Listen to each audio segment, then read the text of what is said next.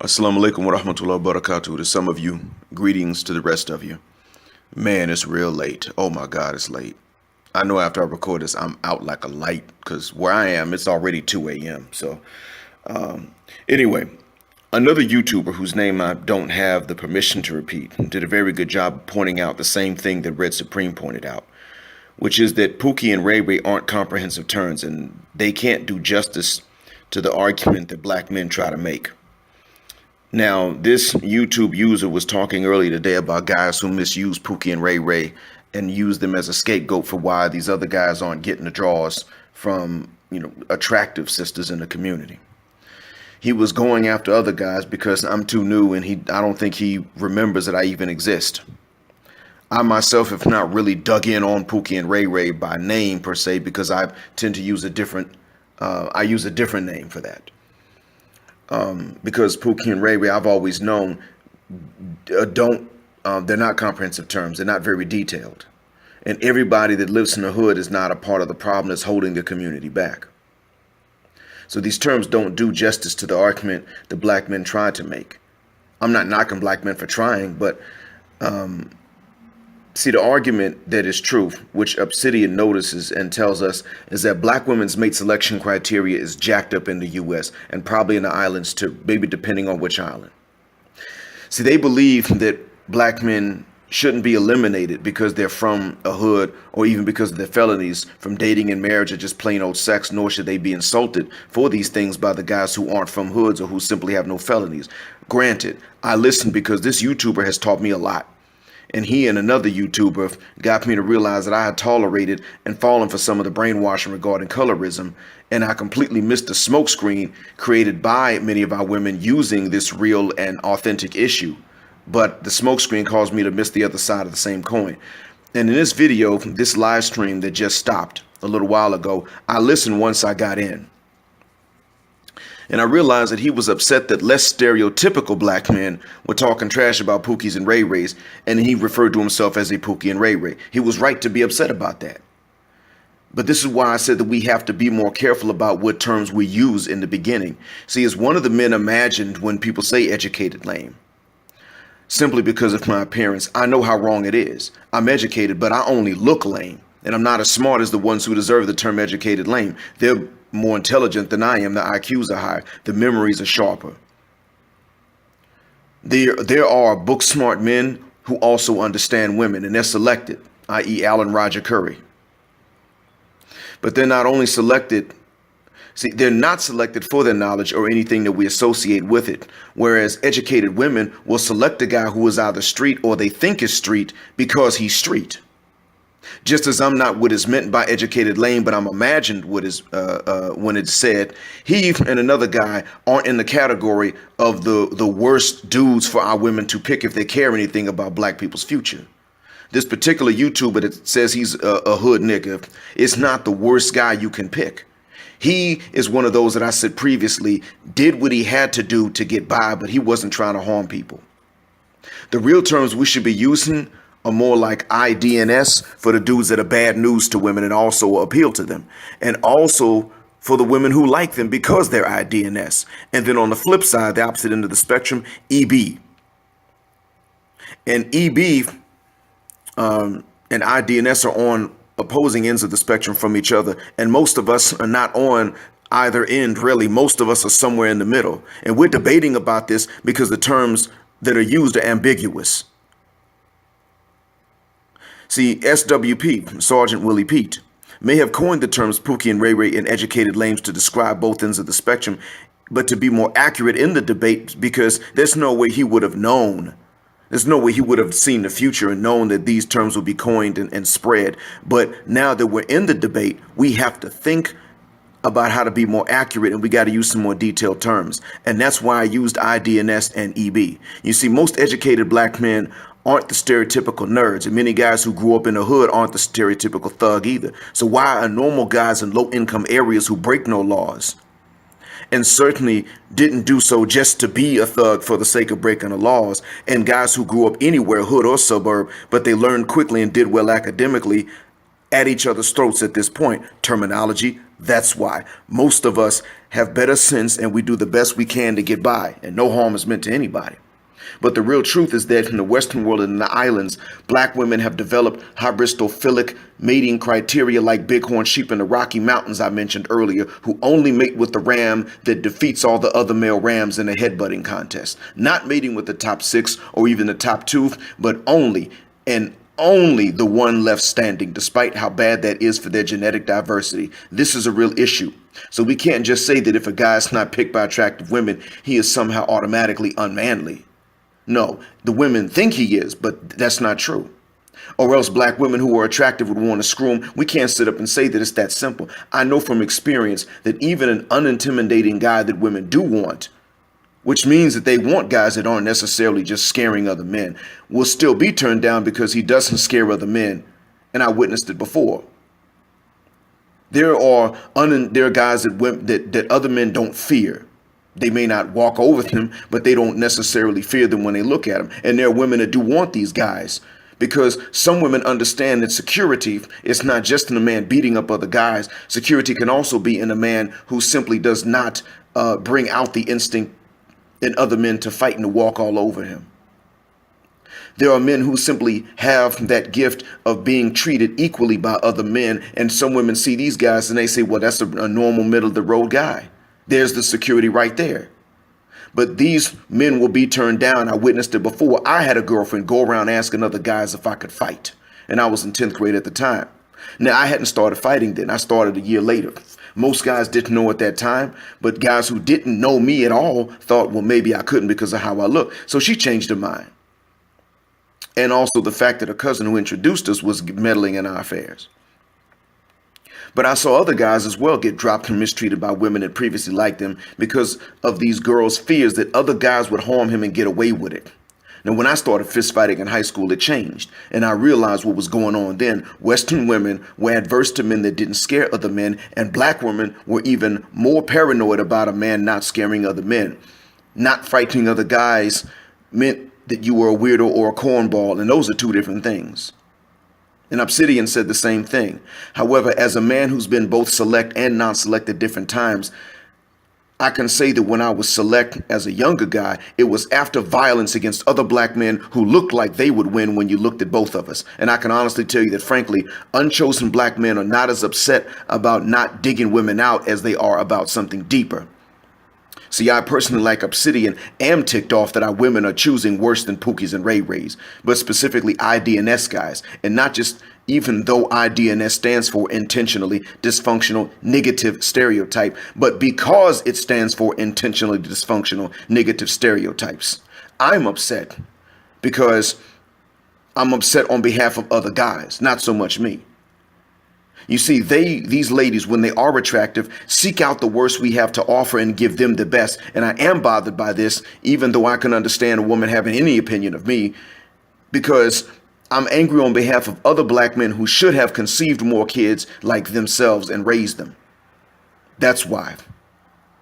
It's okay for women to not want a particular man, but what is worse and has most guys upset, though, is far deeper. Like I said, EB guys, and this stands for exaggeratedly bookish, could be unattractive because they're exaggeratedly bookish. EB doesn't mean they like to read and learn. It means they're exaggeratedly bookish, and it usually means they can't develop even the most basic of street smarts. Or worse, they could and just wouldn't use the street smarts. What is wrong, though? What is wrong by any standard with black American women's criteria is worse and undebatable. And that is, number one, lying about what they want to begin with from young ages and lying to young guys, which is where it all begins. The young guys will then turn around and try to beat this as much as possible with their personalities because it seems easy because the lie matches what good parents already teach their kids. So then on top of this, they'll pursue the young ladies after being lied to by not only these women, but by their own lady relatives at time. Then comes number two, not only responding to the opposite of what they say that they want, but pursuing the opposite of what they say that they want, confusing the guys with better consciences and better characters. See, the lying already weeds out the guys with better characters that are most likely to respect and believe girls and women. And then the pursuit of the opposite ensures that those opposite guys who are less likely to believe and respect women, and usually will have some kind of character default, learn the most about women at a young age and get off to the best start gaining experience. And then comes number 3.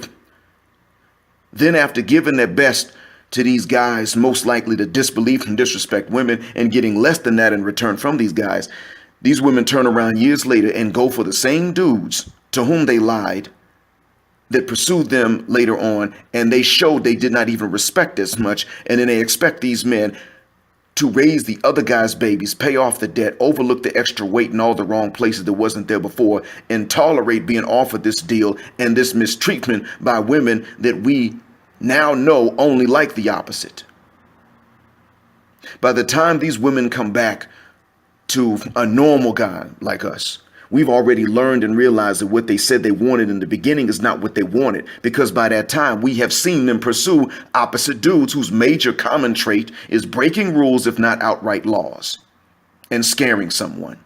It's okay for women to like what they like, and maybe in EB is slow enough to feel like a woman owes him the drawers because he heard another woman on TV say she likes intelligent men. But what happens is other guys in the middle that are not EBs or lames on one end, nor are they IDNS dudes on the other, are deceived when they're young and then told to accept from the same women which she has left to give after she has let IDNS dudes run through them and given them their best.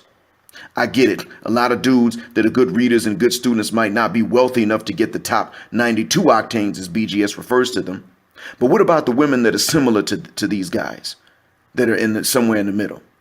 What usually happens in that case is that these dudes get lied to, because they're also being lied to, because even those women are going after 2 types of guys in most cases if these women are attractive. One type is the IDNS, the intentionally dysfunctional negative stereotype. And the second type is the guy that they think are IDNS. And the gentleman on YouTube that's helped me a lot and referred to himself as a hood nigga is not an IDNS. He can call himself a Pookie and a Ray Ray, but he's not an IDNS.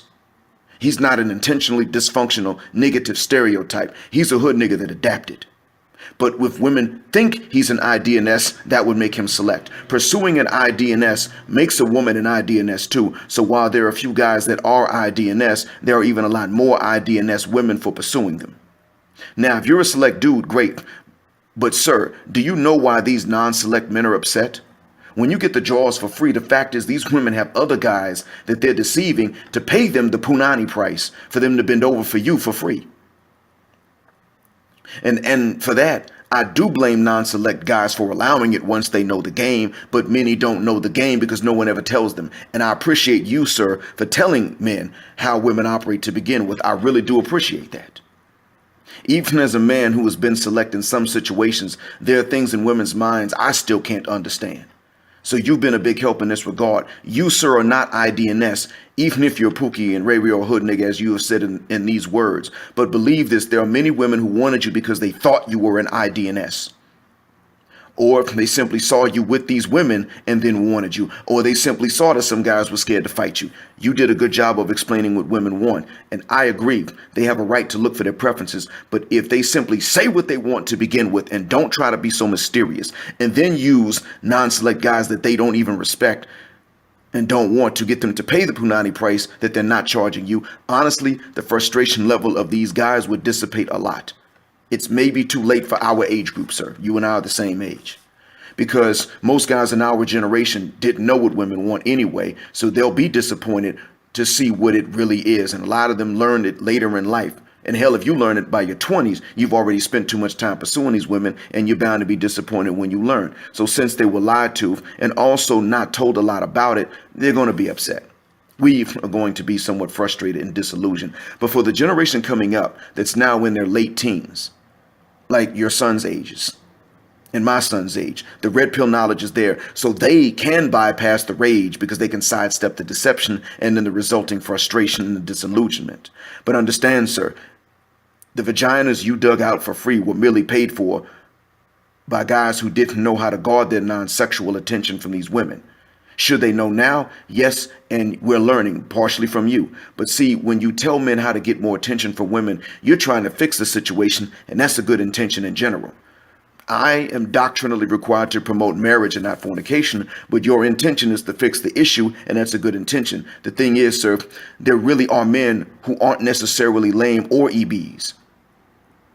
But black women can't tell that they aren't because black women are so paranoid about getting a wimp and a weakling or a weirdo that they see these things in men where they don't actually exist. So they select their mates hybristophilically, like the female bighorn sheep in the Rocky Mountains I mentioned. All 80 of the females waiting for one, not 6 or 2 or anything in between, but waiting for strictly one to win against all others and mate with them all. Genetic diversity be damned. They don't want any other male other than that one running up in them in front of other females because they're embarrassed. Our women have been reduced to this. This is an animal state of mating, sir. And our women have been reduced to this, but they insist on not taking any of the consequences. And we men don't have that option. We have older women admitting that they spent their youth going for the worst dudes, admitting this on YouTube.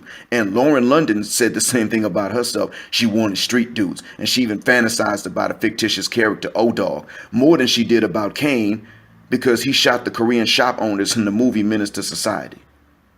Now, she said, I wouldn't give a soft dude a chance. The problem, sir, is not that she doesn't want a wimp. The problem is that she thinks everybody short of O-Dog is soft. To her, sir, you would be soft,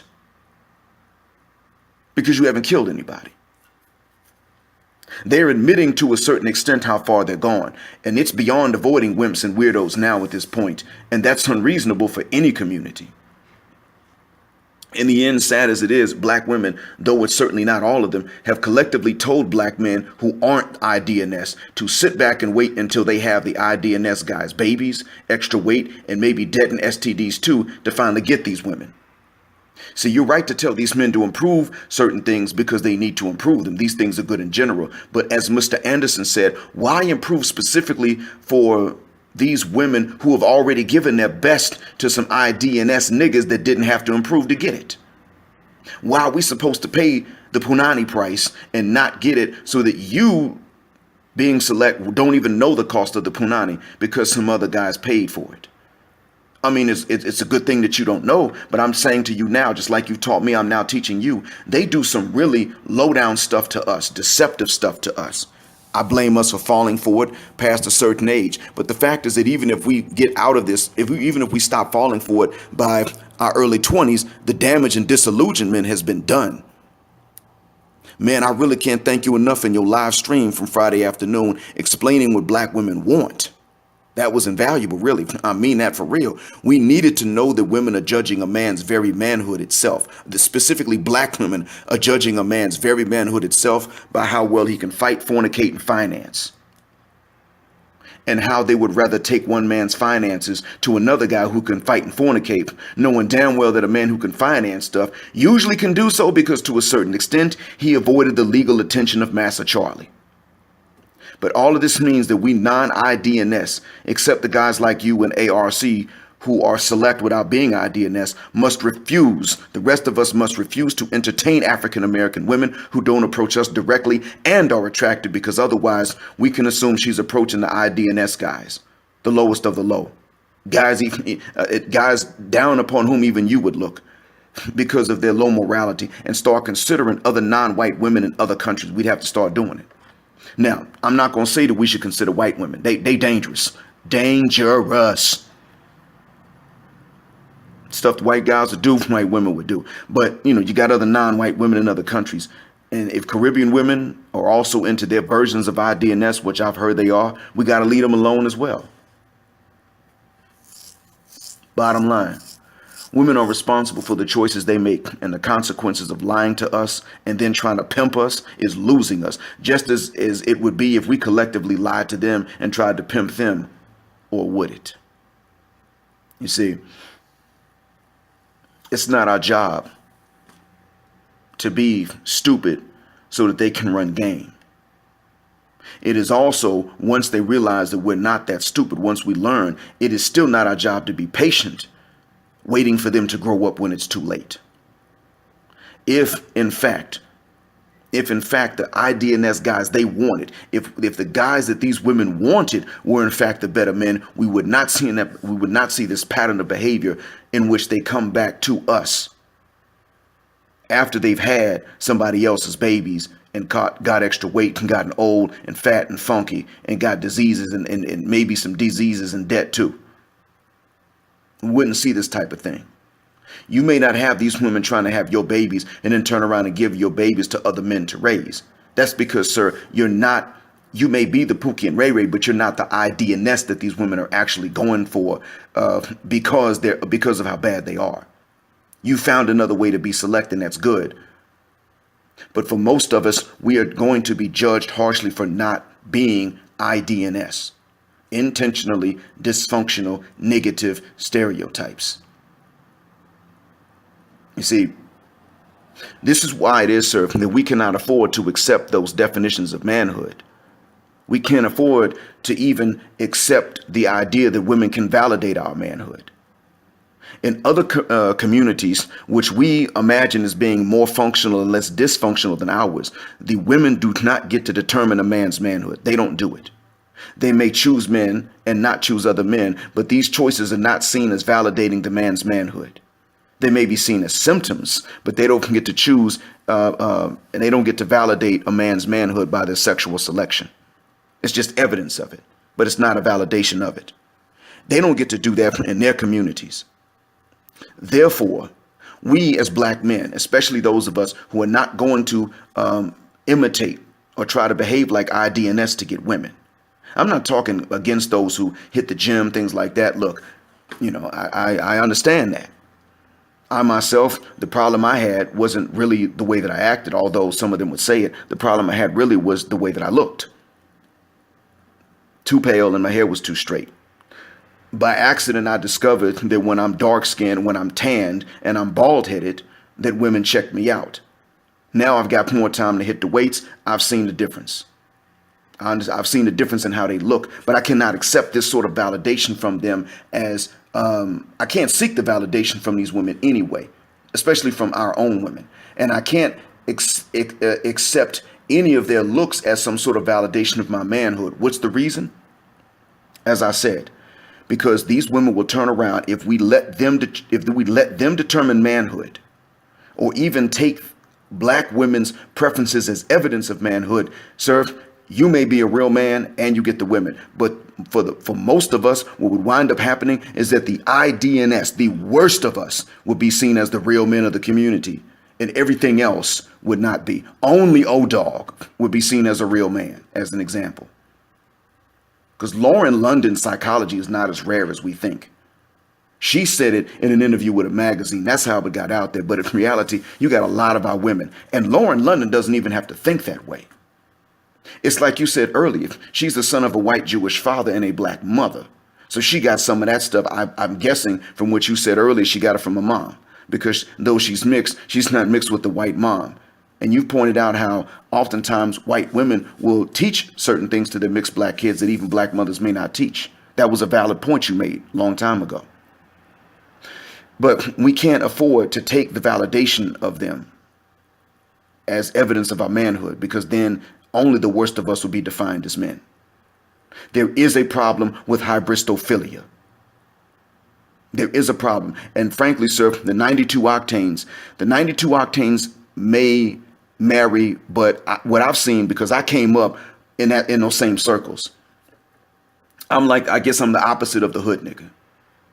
Except I didn't come up bougie per se. I mean, I didn't come up elitist. I didn't grow up that way because my parents don't have the elitist mindset and they didn't pass it on to my brother or me. But at the end of the day, the way that I grew up in the area in which I grew up was a middle class neighborhood with with a few $1 million homes in it. Mine not being one of them. And what I learned there was that even the women from my neighborhood were they had hybristophilic tendencies. The black women from my neighborhood had hybristophilic tendencies when it came to their mate selection, the ones that were my age, in my age group. Now, there were some that were as little as 3 years older than me that didn't have this. There was some. That was kind of the border. But definitely by the time you got to my age group, within 2 years of my age group, older than me and anything younger, they were hybristophilic. That is a problem that black women have, worse than even Western white women do. And both Western women have it. Western black women have a mate selection criteria problem. It is dysfunctional, it is hybristophilic, and it's not good for the community. I'm all for men improving themselves and learning how to be more charming to women. I'm all for men knowing these. But see, women were the ones who could have explained it, and they didn't. Women could have simply said, you know what, I can show you better than I can tell you. And then just gone after what they wanted. And we would have said, okay, well, at least now we have some idea we weren't lied to. But they didn't do that. Now, in other communities, women, they may fut the shuck up about what they want, depending on which community it is. They'll fut the shuck up, don't say nothing, and then they just show you. Or they don't. And then they don't really vocally blame the men for not knowing what they want because they realize men can't read minds. It's only in the black community that the women lie about what they want. And then a lot of stuff they still keep a secret, turn around and show the opposite of what they've said they wanted, show that they like the opposite of what they said they wanted, confuse the hell out of the men, and then vocally start getting on men because the men can't read their minds and were deceived. It's only in our community. It is only in our community that a man can go through what I went through. Only. What did I go through? I was lied to. Not only was I lied to, I was misinterpreted and misunderstood almost intentionally for no reason other than an appearance. Everything I did, everything I said was interpreted in the worst possible pessimistic manner. So for that reason, sir, what I'm going to say is that it's good for us to know what you said. We need to hear it. And when there's certain things that any man can do to self-improve. But if we're going to self-improve, that becomes exactly why we should not be dealing with many of our women. And the ones who are exceptions, the ones who are not hybristophilic, we should always be willing and ready to give them a fair shot because they're not part of the problem. They're innocent. Except and until even the innocent ones turn around and defend some of the ones who do the lying and have hybristophilic tendencies, like some of your moderators were doing. When I got into the chat room and I said, well, in defense of the competent men, I think that what's really bothersome to them is when they've been lied to about what women want. That's all I said, with no hatred or rancor. And some of the lady moderators started jumping on me to even time me out. They didn't have the right to time me out for 1 second, let alone however many minutes they did. And I was nice about it. And I said, look, I'm not trying to cause problems. I'm telling you this based on what some guys told me in college. This is an observation based on this. You know, I admit I came in late, so maybe I missed something. I'm ready to learn. And one lady who is not a moderator said, hey, you know, Blackheart, it's okay. And one of your moderators said, you don't get to tell him it's okay. Frankly, the whole point, the problem with black American women, in addition to the hybristophilia, is that even when they're innocent of this, they want to defend other women at all. Obsidian was right in his point about black female fuckery being the problem. Female fuckery in general is not limited to black women. Any woman that can socially get away with it and has no fear of God can commit this sort of thing. But what I see is that even in our community, even this is where we are different from other people. In our community, even innocent women will turn around and defend the guilty ones. In the white community, that's becoming more so the case as well. But now they're splitting up. Now you've got at least you've got the trad cons who are beginning to say, I'm not going to defend this stuff anymore. At least they're out there. At least they do exist. In our community, that hadn't happened yet. So I'm going to say this to a lot of sisters who are not part of this problem. You don't deserve to be stereotyped as though you are because of the women who are part of the problem. But you better stop defending them. You got the right to preferences, but you also have to tolerate the consequences of what you choose, just like men do. Stop defending these guilty women, the ones that are like the female bighorn sheep. They only want the one that other people are afraid of. Out here eliminating the majority of men and then want to know why black men are jumping ship. God damn it, black men are supposed to jump ship. And it's not as bad when black men jump ship as it is when black women jump ship. What's the reason? Black men ain't telling black women, we don't want you, get the hell out of our face. Black men aren't sitting up and looking at 80% of black women and saying, we can't, you're not attractive enough. Black men aren't sitting up and all going after only 20% of black women. That's not what's happening right now. Black men aren't lying to black women at a young age about what they want and then pursuing the opposite. So no, if you jump ship and go to go specifically to white men, that's a hell of a lot worse. It's not the same. Whereas when we jump ship and go to white women, it's still dangerous. I don't recommend it. But when we jump ship, a lot of times we jump ship and go to other women of color. When you jump ship and go straight to the white dude, the one who's eating your share of the pie anyway. You talk about what black men don't have, and you go straight to the one who's responsible for black men not having it. Which one? You tell me which one is worse. Me going to a place like Malaysia and getting married to a Malaysian woman that has no issues with black people, especially after black women have told me that with my appearance, they can't be seen out in public with me.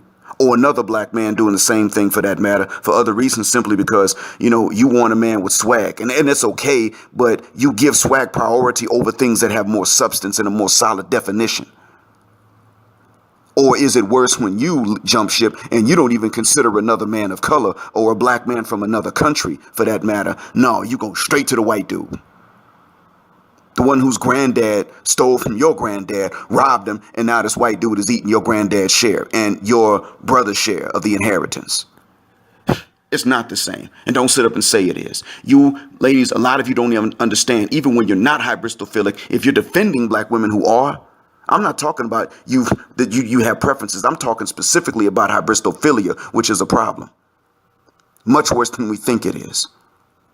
When you defend the women that are, you are also driving black men away. You are pushing them back. If you're looking at a guy who's rough around the edges and your standards all of a sudden drop, and a guy who, even though he's manly, is just not as rough around the edges, and your standards all of a sudden go up. When you do that, you're pushing that man away. You're telling him, because I'm just going to be honest, even though hybristophilia does exist in other races of women, this is a problem, especially with Chicano women. I've said this before. Even though it does exist in most cultures, you don't find this kind of thing even being accepted as normal, let alone pursued. If a woman's got that, she figures something's wrong with her and she needs to work on it. And either she's going to still look for a guy that's not violent, or she's just going to not look for anybody. That's really what goes on. In other societies, women are not sitting back and saying 80% of all men are completely unattractive. And they all go for the top 20%. Sometimes they'll do it, but in many cases, they don't expect to get only the top 20% and nothing else. All 80% of them. These expectations that black women have are considered fantasies in other cultures. In other cultures, these women find husbands. Sometimes they're happy, sometimes they're not, but they got a shot at happiness in a marriage. Black women are the only ones that are right now being looked at. I'm talking black American women and some parts of the Caribbean are the only ones that are being looked at as being chronically single. Only ones. In this country in which I live, black woman's out with a husband. If she's a local, and she's a citizen of this country, and she's out with a husband, nobody's surprised. But let's say she's out with her husband and she's speaking fluent English to the husband. People kind of get shocked a little bit. Oh, she's married. Like, what else would she be? There's a shock. Why? Because African American women are seen globally as being rough and aggressive with their men. This is known. This is a global image now. It's no longer just in the United States. Black folks in general are being misdepicted. And I know that a lot of these things are stereotypes on both men and women. It's not accurate per se. But this is one thing about which I don't have a leg to stand on, because I'm a black man and I'm unmarried in this country. And they know people ask me, well, why are you unmarried? And I tell them, I only marry my own kind and we're rare out here. That's what I say to them. That's my answer, so they kind of understand it. I only marry my own kind, meaning I only marry black. But ladies, after what I've learned from this brother that's on YouTube today, I think that's going to change. I'm discussing marriage with a black woman. She's lived in the U.S., but that's not where she's from. I'm discussing it. I'm going to give her a shot.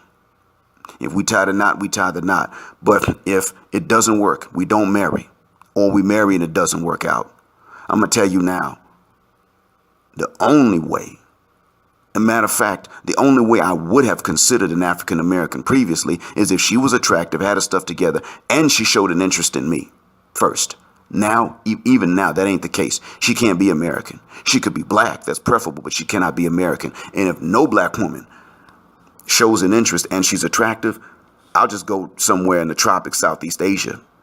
Then this same black man you're listening to who has refused to pursue black American women, you will see me pursuing women from Southeast Asia. Not because I hated you. No, I've loved you all the time. But it's because now I've come to understand certain things. At the same time I learned from this gentleman that's on YouTube, I saw some women that are probably innocent of these things turning around and defending it in other women. That's not acceptable. I tell my students when I teach them English, you don't cheat on these tests. If I catch you, you get a 0. And if you're not one of those who cheats, don't give the answers to somebody else. And don't defend them when I catch them cheating. If you do that, you get a 0 too. I have to tell the good students, don't defend the bad ones when they cheat. Now I got to say the same thing to black women. If you're not part of the problem, fine, don't defend the ones who are. You can defend the innocent. I'm not on after them anyway, but don't you defend the ones who are part of the problem. And that's exactly what the hell I saw happen today. Now, I'm just one guy, and I'm only probably going to get 20 views out of this. But what happens when, let's say 5 of those 20 say, you know what, man, I'm not doing it either. I'm not approaching black American women. And they got passports. And then they turn around and they tell other guys. And each one of them has at least 2 that listen to them. And each of those 2 has at least 1.